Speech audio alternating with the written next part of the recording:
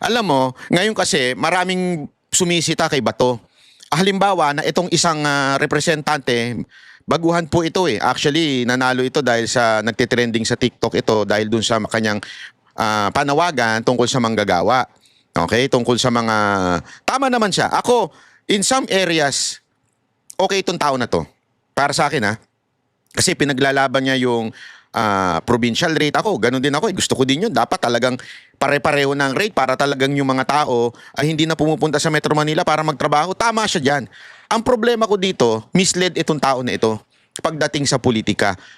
Kasi nga, dahil baguhan, medyo nagmagaling ng una, hindi niya alam talaga kung anong nangyayari sa politika. Hindi niya alam kung anong panggigipit ang ginagawa ng gobyernong ito sa mga oposisyon o yung mga dating kaalyado ni Pangulong Duterte. Kaya nga bata, kung ako sa'yo, mag-aral ka muna. Huwag ka munang daldal ng daldal dahil, oo, naniniwala kami dun sa prinsipyo mo, tama yun. Pero mali kasi yung application mo pagdating kay Senator Bato. Pag ordinaryong manggagawa, no work, no pay policy yan. Tapos merong mga congressman at mga senador gaya ni Bato de la Rosa na hindi na nga pumapasok at hindi gumagampan dun sa trabaho nila, nakukuha pang buo yung sahod nila. Mga boss, sabi ni Senate President Tito Soto, eto dahil daw doon sa hindi pagpasok, dapat hindi daw sumasahod. Okay, may punto siya sa part na yan. Hindi, let's think of this objectively. Okay? May punto naman siya. Pag hindi pumapasok, dapat walang sahod. Ang tanong, may batas bang ganun? Hindi daw applicable yung no work, no pay sa mga miyembro ng Kongreso. Kabilang na dyan yung mga senador at mga congressman. Totoo naman. Kasi kahit saan mo hanapin, walang nakasulat tungkol sa no work, no pay policy sa rules ng House of Representatives at Senate of the Philippines. Kaya nga, tama ka eh. Inamin mo mismo, walang ganyang rules. Walang batas na ganyan. Tama ka. So dapat magkaroon. Tama, mali. Dapat magkaroon ng rules tungkol dyan. Sinong gagawa niyan? Kayo. Putak ka ng putak dyan, kesa na pumutak ka, bakit hindi mo kausapin yung mga kapwa mo? Gumawa tayo ng batas, puntahan mo si Senator Soto, ayusin natin ang rules and regulation. Instead of going to the public, putak ka ng putak, okay lang kasi kung vlogger ka eh. Hindi ka na vlogger ngayon, bata. Boy, hindi ka na TikToker ngayon. Congressman ka na. Ibig sabihin, you have a higher responsibility. Kaya kung gusto mo ayusin, baguhin, magtrabaho ka, hindi pumutak ka. Kasi yung pagputak mo, walang magagawa yan. Naintindihan mo, boy? Hindi ka na TikToker eh. Kung ako, gusto ko nang tumahimik, kakandidato na lang ako. At diyan ako magtatrabaho sa loob. Pero ayoko eh. Gusto kong pumutak ng pumutak eh, kaya pinili ko na lang ganito. Walang biro. Pipiliin ko na lang mag-vlogger. Ayoko kasi patatahimikin ako eh. Hindi ko sinasabing tumahimik ka ha. Ang sinasabi ko, you can do more than putak ng putak. Magtrabaho ka. Ikaw din, di ka rin nagtatrabaho eh. Putak ka lang ng putak eh. Kausapin mo yung mga dapat kausapin para magkaroon ng ganyang klaseng batas. Which I agree. Tanungin kita, bata. Sige, tanungin kita. Alam mo ba ang attendance ni Romualdez? Pumapasok ba si Romualdez? Bakit hindi mo ba babanatan si Romualdez? Bakit ka tumatawid sa Senado? And there is even a courtesy given to both houses. Ibig sabihin yan, kung wag kang bumanat ng direkta sa Senador, kausapin mo yung Senate President, let the Senate President discipline their own. That's the proper way. Ang pwede mong punahin ay yung kapwa mo, congressman. Tanungin kita. Ilang senador ay ilang congressman ang hindi pumapasok dyan at sumasahod? Bakit hindi yan ang tutukan mo, bata? Alam mo kung bakit? Ang hilig mo kasi sa content. Ang hilig mo kasi sa views. That's your problem. And that is something that you have to change because you are no longer a TikToker. You are a congressman. You are a representative. Dapat maintindihan mo yan, bata. Hindi yung putak ka ng putak, pati yung nasa Senado, again hindi ito pagtatanggol kay Bato. Sabi ko nga sa iyo, I am in favor of that. No work, no pay. Pag umabsent ang senador, bawasan din. Pag umabsent ang congressman, bawasan din. Pero for you as a congressman, sasabihan mo yung Senado, that is not a proper way. Out of courtesy ka, bata. Kung kami magsasabi, that's no problem. Mamamayan kami. Kami ang may karapatang magsabi niyan sa mga congressman, sa mga senador. Pero ikaw, bilang courtesya doon sa kabilang house, hindi mo dapat dinediretso. Ang kinakausap mo yung Senate President. Ginawa mo na ba? O puro daldal ka lang din? Ang tanong ko nga sa iyo pinuna mo ba lahat ng absent? Pinangalanan mo ba ang mga absent dyan sa Congress? Nga. Bakit? Takot ka kasi kasama mo? Yung tapang mo hanggang TikTok lang? Hindi, eto Kasi narinig ko ito noon. Eto, to be honest napapanood ko videos nito. Bilib ako sa batang to, sabi ko, okay to. Pag nanalo ito, sana ipaglaban niya talaga yung mga manggagawa. May mga pangako pa siya pag ako nasa Congress na, ganito. Tangin na mas matapang pa sa'yo si Kiko Si Kiko Barsaga, talagang binanatan yung mga congressman. Tangina nag-videos, alam mo, iba yung tapang ng batang yun. Gago rin talaga yun alam mo yun, yung pagkaano nun, mantakin mo mag-video siya, lapitan niya si Sandro Marcos. How's your cousin? Yun ang tapang. Yung tapang mo, tapang-tapangan lang niya sa TikTok. May effects ka pa. Ano to? Tangin pang bata? Hindi ka content creator. Sa kanya galing yung mga sound effects May pangalan. Bata, ano kita? Amoy na amoy kita. Amoy na amoy kita. Yung mga ganyan mo for the content. Amoy kita, bata. Huwag ganyan. Sabi ko sa'yo, yayariin kita. Bilib ako sa prinsipyo mo, pero yung style mong ganyan for the content, tangina. Hindi ko palalagpasin yan.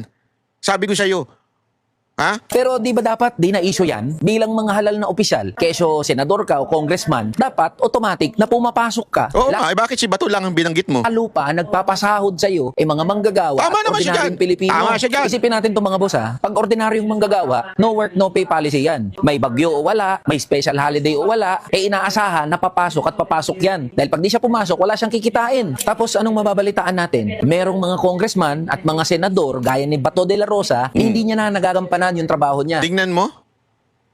Si Bato lang? Umattend ng mga committee hearings, gumawa ng mga batas. At itong nakaraan lang, budget deliberation sa Senado, hindi nga siya nagpakita. Tapos, buong-buo niyang makukuha yung sahod niya at mga benepisyo ng opisina niya. Tapos, ano ba naman yung maririnig namin na dahilan mo kung bakit hindi ka nagpapakita? Na meron kang kaso na inaharap at maaari na servan ka ng warrant of arrest? Ang manggagawa, ordinaryong manggagawa, kahit may problema yan o wala, may sakit yan o wala, may humahabol, may humahunting dyan o wala, papasok at papasok yan para makuha niya ng buo yung sahod niya. Sablay na naman siya dito. Akala ko ba, Senator Bato, matapang ka, harapin mo yan.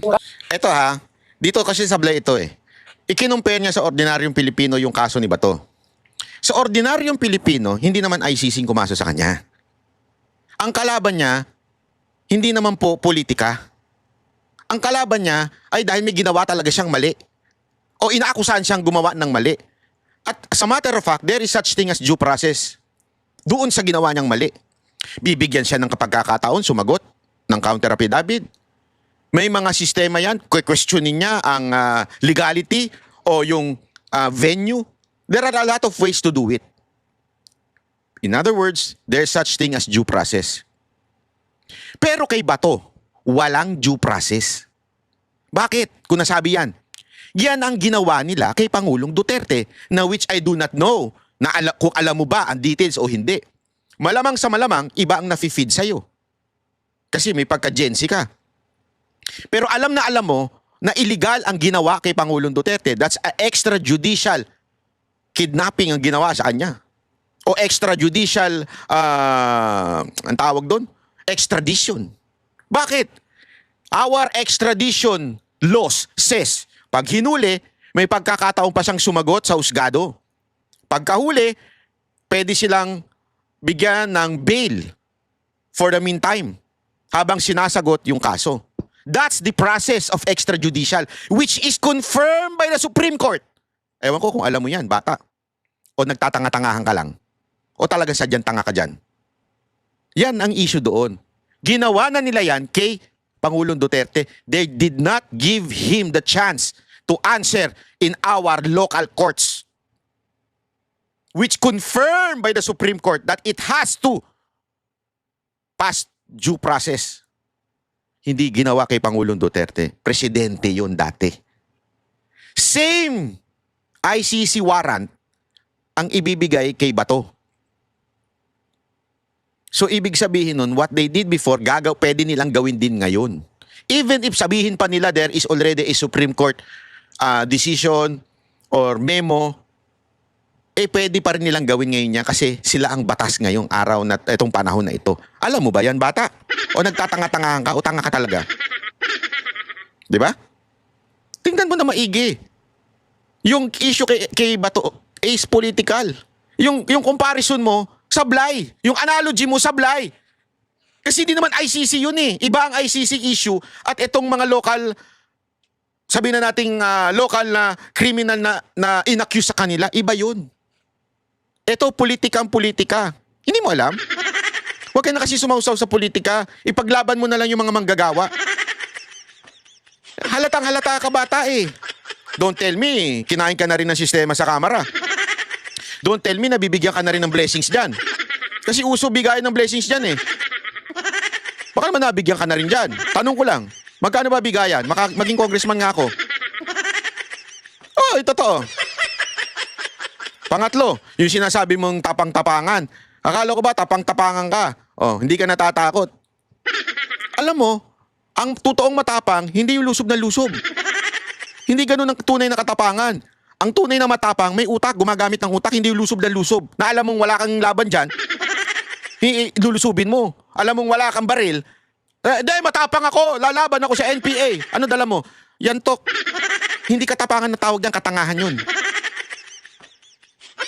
Hindi, tanungin kita. Sige nga. Lumusob ka nga sa mga NPA na wala kang dala-dala, wala kang bodyguard. Ikaw lang mag-isa. Di ba, matapang tayo? O, yung NPA, natawag ng terorista yan. Sige, labanan natin. O sige, ibaba natin. Huwag na si NPA. Yung mga kriminal na lang. Halimbawa lang, tumulong ka. O, tanggalan natin ng baril yung mga pulis. Bakit? Para walang mapatay na EJK. Since sila naman ay nanumpa, sila ay brave, sila ay matapang. Tanggalin natin ng mga baril. Yantok na lang ibigay natin sa kanila. Sa tingin mo, pag lumusob sila, anong tawag doon? Katangahan o katapangan? Di ba katangahan? Kasi nga walang logic. Walang weapon. Alam mong talo ka, bakit ka lulusob? Tanga ka? Ganon din kay Bato. Alam niyang wala siyang weapon eh.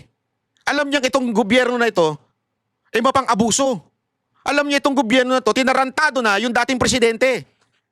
Hindi pinadaan sa tamang proseso. Tanga ka pa ba? So sasabihin mo, ako naman, ako, me. Ganon. Kung ikaw, medyo mahina ang kokote, huwag mong gayahin si Bato. Naging PNP chief yan eh. Hindi mahina ang kokote niyan. Mga kalbo matatalino. Tandaan nyo yan.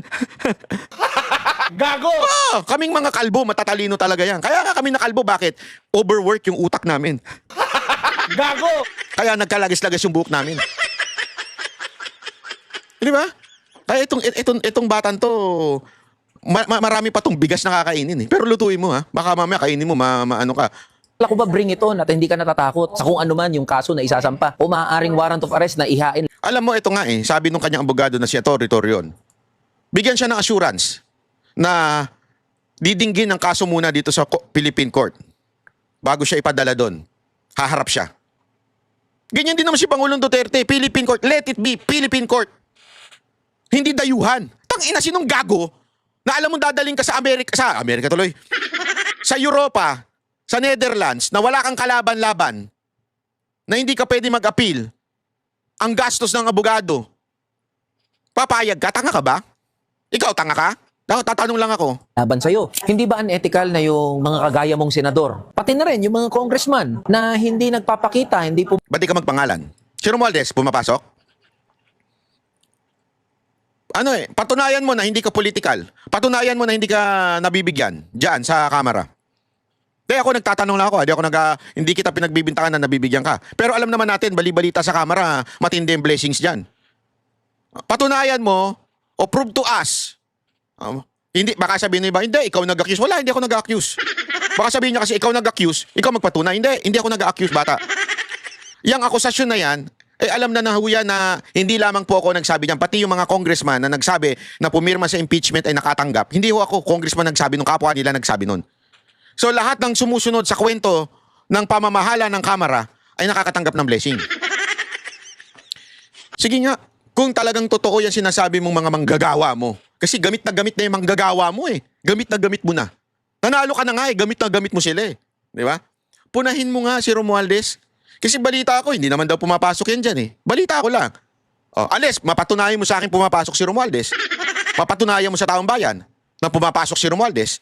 Eh kung hindi, bullshit siya sinasabi mo kay Bato. Pumapasok, kumukuha pa rin ng sahod kahit walang ginagampanan na trabaho. Paalala ko lang sa inyo SG31 kayo. 300,000 kada buwan ang tinatanggap ninyo, pumasok kayo o hindi. Kung ano ang pamantayan na ginagamit sa mga ordinaryong manggagawa, ganun din dapat ang gamitin sa atin ng mga halal na opisyal. Kung no work no pay ang isang ordinaryong manggagawa, ganun din dapat tayo. Kung sila ay nalilate at nababawasan ng trabaho dahil late nga sila at kadalasan nag-overtime pero walang overtime pay, yung iba pumapasok pa ng Sabado, Linggo at doon sa mga rest day nila, dapat ganun din ang asahan sa atin ng mga halal na opisyal. At sa'yo, Senator Bato de la Rosa, magpakita ka na, pasok ka na, ilabas mo yung tapang mo, wag lang puro sa press release. At sa mga kabaro natin, ng mga public official, mga Ako, ganito, Eli, ilabas mo rin yung tapang mo. Huwag kang puro daknyak. Huwag kang puro daldal. Ha? Bayot lang ang ganyan, yung puro daldal. Oh, ilabas mo yung tapang mo, punahin mo yung leader ninyo. Punahin mo yung mga kapwa mo congressman na hindi pumapasok. Bakit si Bato lang ang focus mo? Napapaghalataan ka, bata. Sa bagay, may resemblance kayo ni Romualdez. Di ba? Punahin mo. Labas mo din tapang mo. Punahin mo yung leader nyo. Wag lang puro si Bato. Ano to? Gaguhan? Puro si Bato? Ba't di nyo ilabas yung tapang mo? Asa na yung mga leader nyo dyan? Si Romualdez, asa na? Pumapasok ba? Ba't di mo punahin? Wala ka pala bata eh. Pag hindi mo pinunayan, may ibig sabihin yan. Bless ka na rin. Pag hindi mo pinuna ang pag-absent ni Romualdez, bless ka na rin. Yan ang totoo. Pasko na eh. Di ba?